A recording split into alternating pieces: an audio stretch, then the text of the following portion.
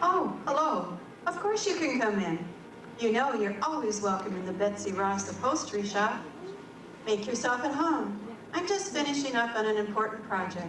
You see, last month a committee from the Continental Army, including George Washington, came into my shop.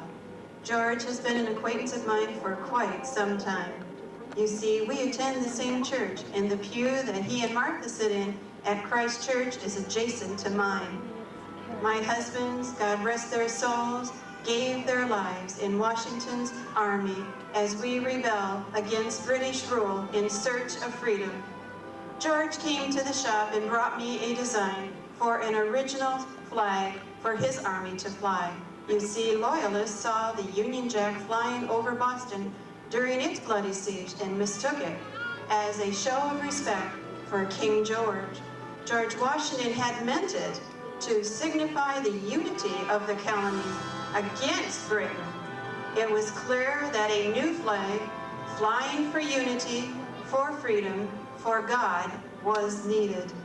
The design George gave me had stars, representing each of the 13 colonies. I suggested placing the stars in a circle to convey the unity of the colonies, never to be broken, having no beginning or ending. This flag had to symbolize all that we've been through for freedom, all that we want for this new country to stand for.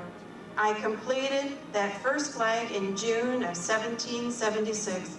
How exhilarating it was to see it flap mightily in the breeze as the Declaration of Independence was read aloud for the very first time in Independence Hall.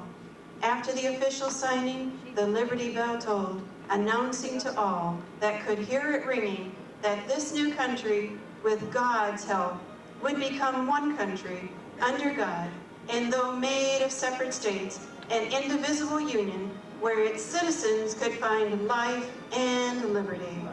My life will make quite an impact on this newborn nation. Yes, me, Betsy Ross, widow, businesswoman, Christian. I will lose 2 husbands in this Revolutionary War. My first would be found dead after the gunpowder he was so valiantly guarding would explode.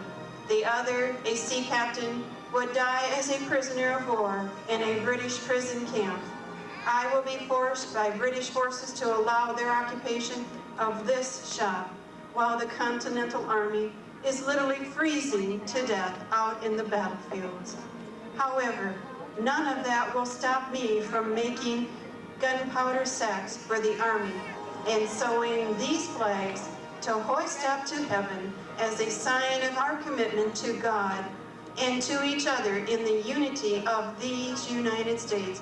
God bless America.